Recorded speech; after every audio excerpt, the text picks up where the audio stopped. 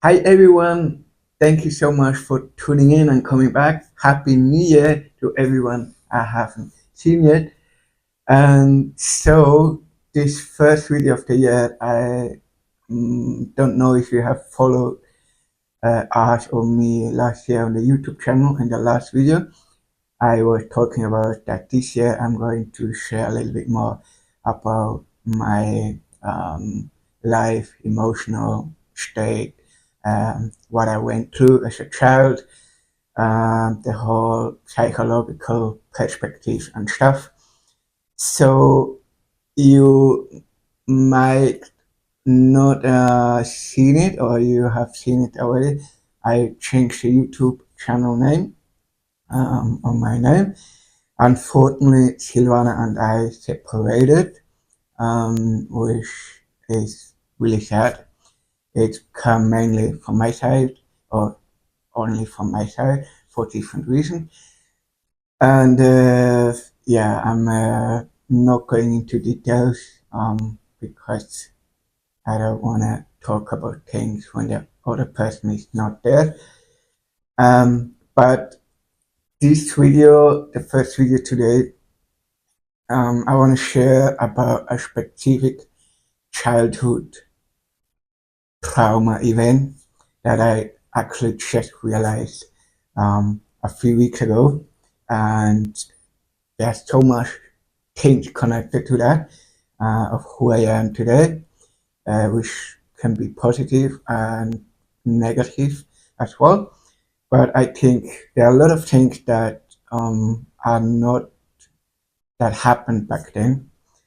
And let me clarify, it was one event. Um, there were, I don't know, 100,000 events during my stay in the hospital or on dialysis or at home, whatever. And let me also be clear, whatever I say here is no one to blame. It's just what happened. I take responsibility for that.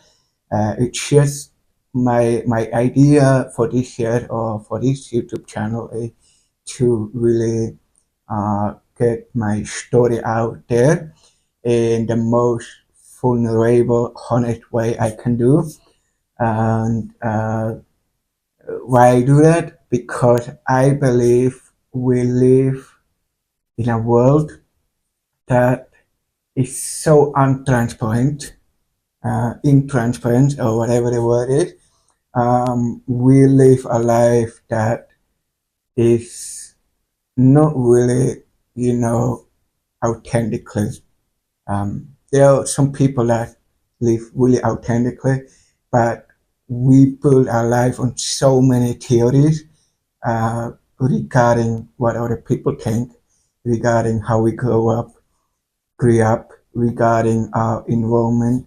And if we think a little bit about it, it's actually not who we really are. But we just do it, we live it, and for some people that's okay. For others, they store so many things from the childhood and everything in their life that one day it explodes, which happened for me. It started beginning in the 30s. I'm 36 years old right now. So I've been on a more or less on a individual recovering journey for the past 4 to 6 years, more or less. So, but anyway, this is what I want to. If it only helps one person, that's totally fine. And the cool thing is, I realized that things change for the better and give more freedom if we talk about that. And it's not everyone thinks to talk publicly about it or on a YouTube channel. That's totally fine. I like to do both. I may or might not share every little detail here. I hope you will respect that. If not, that's also fine. I will do it anyway. So today, I want to share a story what happened. specifically one story which is so much blocking me in today's life, um, which has so many blocking dots um, towards that story what happened. So what happened is as a child, I've been in the hospital, to and in the hospital, apart from dialysis treatment, like probably half of the time, up to 15 years old when things started to change a little bit for the better. But before that, it's been always like that. It's been like going to the hospital, going home, next problem, going to the hospital, dialysis, all that stuff. Every now and then I had a kidney transplant, which was a little bit more smoothing. Uh, but even then, I had to go regularly to controls and all that. And so there was one specific event which is really interesting because that event I had a film going on in my mind every now and then for the last, I don't know, 10, 15 years. But I was like always thinking, that's just something, a film. Uh, I don't have to do anything with that. Until up to maybe last year when it came up regularly. And the film and the real story was like this. So with around, I don't know the exact age, it was probably between 5 and 8 years old. I was in the hospital for, I don't know what the problem was back then. And so in the middle of the night, I was asleep. A nurse came by uh, to have the check, which was regular, and she was checking my infusion. I had to take a certain uh, medication during the night, and for some reason the infusion was not working anymore. It was blocking. I don't know, because of coagulation or whatever it was. So she tried uh, 2, 3 times in, to fix it. And so as I remember, she also was like every time sticking a new needle. And of course, if you are that small, it kind of hurt. But somehow she couldn't find a place where it was working. So she was bringing me to another room, and she tried again and didn't work. And then at some point, a doctor came and tried. So I don't know how many stitches I had, maybe probably 5 to 6 stitches on this arm, on the hand. And every time it was hurting and every time it was not working. And I remember I was helpless. I mean, like, I was lying half naked. I remember I was not covered even with a blanket. It was cold, it was freezing. I was like, my parents were not there, nobody was there. I knew really. So again, no one to blame here. It's just what happened. And so the reality was the doctor, also not to blame. He was a little bit of aggressive person, and they tried to call me, but not in a comfortable way. It was more like, "Hey, calm down. We're gonna fix that." Blah blah blah. A bit of a harsh way. And so what I remember, he was like taking one of those needles, a new one, of course, and sticking it into the feet uh, down there. I remember it was the left feet, and that is a point where I'm most sensitive. And it was like, oof, hurting like hell, really down there. And so I was crying. I was like, man, I was like, you know, I was like, I don't know, I probably woke all the children that were asleep in other rooms. And, but anyway, it was like, it was so hurting. It was so painful.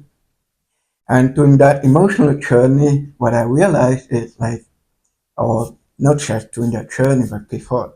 So what happened is I have from that a lot of anxiety if I meet new people. It's not that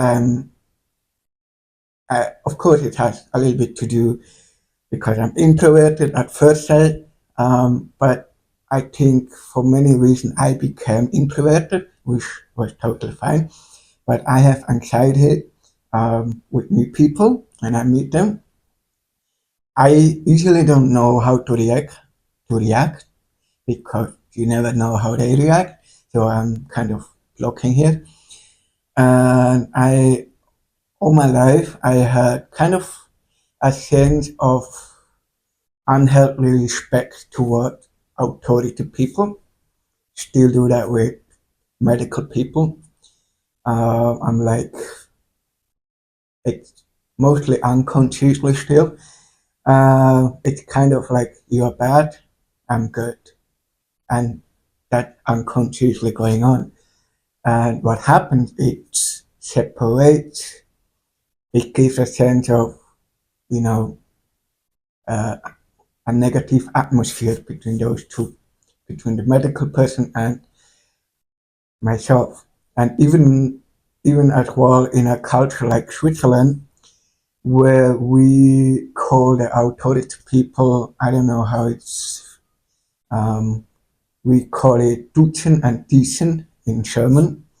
Um, so if you teach someone, teach them, I don't know what's the English word, you are like always like Mr. and Mrs. and Miss. You kind of, you are not on a, for me, not on a relationship level, it's like the authority person and the normal person. And in that culture, it separates even more. That's my opinion. It's not for everyone the same, and I don't like that. That's what I like to be in the English culture.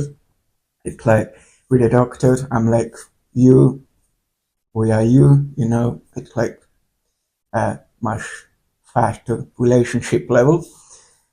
So that's one thing. And the other thing is like, there's so much, you know, um, I say when I meet new people, it's kind of like uh, the difference between you and I is kind of much very disrespectful because I have a certain picture of new people, of that childhood trauma. And of course, it's not like that. It's just how I approach life all the time. And so I'm very reserved. I'm very introverted, and so which leads then to a really crazy situation. So if for me, it's kind of, you know, if the atmosphere is not right, the chemistry is not right, I'm like, what's that about? I mean, of course, it can be the other person also had maybe some stuff, childhood trauma, and all that stuff. But so what happened with me if somebody as well is hearing impaired? It's kind of if the person, because I creating that atmosphere, the person feels that the other one, the new person, and understandably probably the other person doesn't want to talk, as we all often experience that. When there is not a good atmosphere, you don't really want to talk because you want to protect yourself, which is totally fine. But which then with my hearing impairment, I'm totally out of it because I think like, you don't want to talk with me because I'm hearing impaired or I have not really nice tooth or so this is all the things what happens while I meet a new person. Quite interesting, right? Is it a bad thing? No, but it's a challenge. It's a real challenge. Um, and of course, if you are hearing impaired as well, it's kind of the thing that makes it even more difficult to do group talk because people talk fast, more or less. And my hearing aids, my brain needs a little bit longer, even if it's like millisecond, it doesn't matter. It makes a whole difference in the world if you have much longer to realize what the other person said. And so you probably will realize that when you get older, more and more. If you are younger, be grateful that you still hear well. And whatever is young and old, that's up to you for each head. Age is just a number anyway. So that all happened.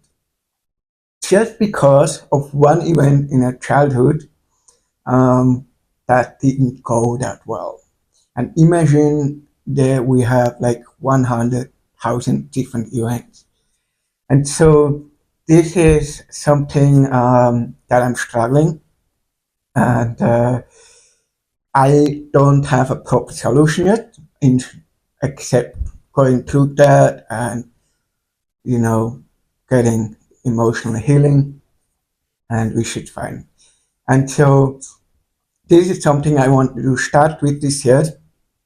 And please let me in the comment below if this is something that's interesting to you, and if this is something that you have a lot of aha moment for yourself, especially. And if you have experienced something, if you feel comfortable, maybe you have something as well experienced similar, or you are aware of certain childhood issues, or not issues, I don't like that word, emotional damages, I would say that the better word. Write it in the comment. It would be interesting really to know to my dream is to really see a world a little bit more like authentically and to really understand a little bit. It doesn't need to have to be much. It just has to be a little bit more understanding where people coming from and what they went through life. Because we live so in a culture, especially in the West, where we hiding the the not so positive things about our life, and we pretend everything what is working in our life very well. And social media has more or less given a huge leap to strengthen that even more, to pretend something.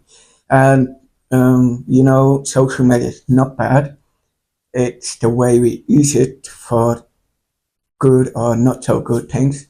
And so I don't want to create as well an illusion to make a better world. We won't be able to, and I'm honest with you, it's my faith, it's my opinion. We won't have a better world until everyone gets a little bit closer into a relationship with Jesus. Um, I don't have scientific proof.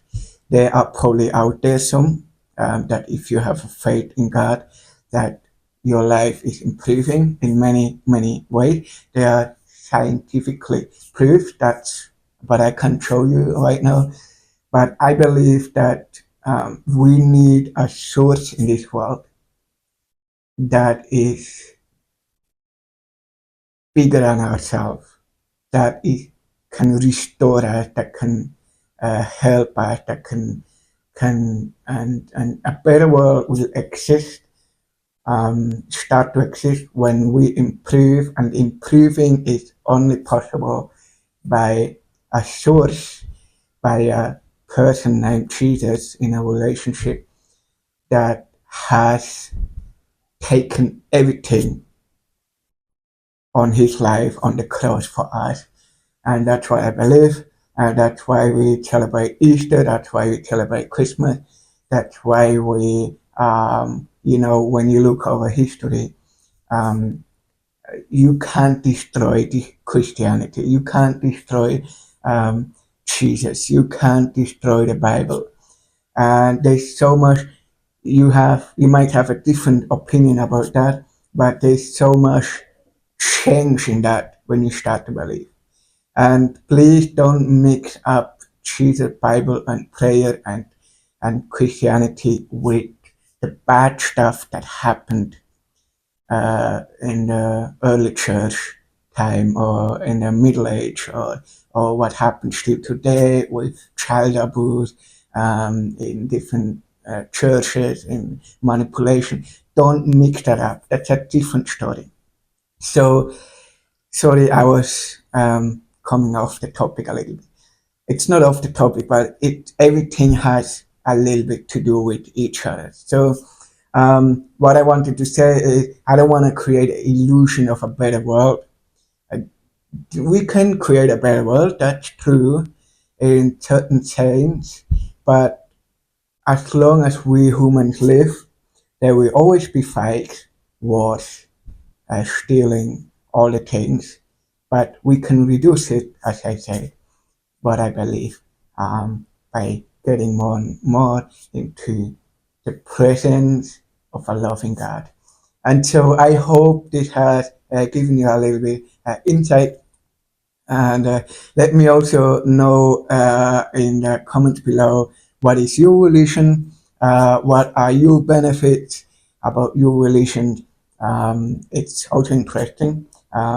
So I love to learn with different people. I have friends and business people that have totally different religion, and it's fun. It's very interesting to know their perspective. So let me know. Let me know the benefits of your religion. Let me know what you think about Christianity, about my faith.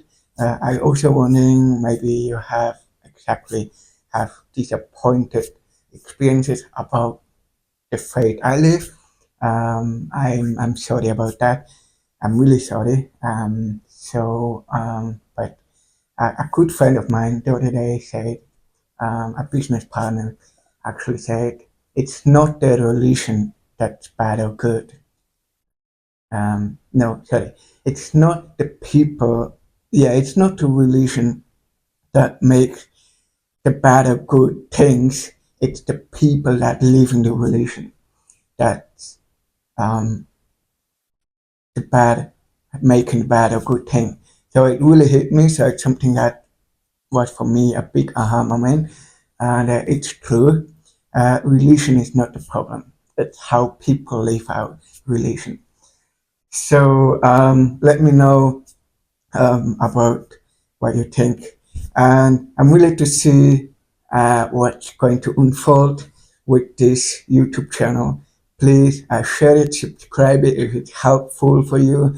If there are people out there you might think it's helpful for them, just tell me more about it or share with it. And subscribe, like, comment, and thank you so much for watching, and see you in a week or whenever you're watching it. Okay, thank you so much, and for today it's enough. Bye bye.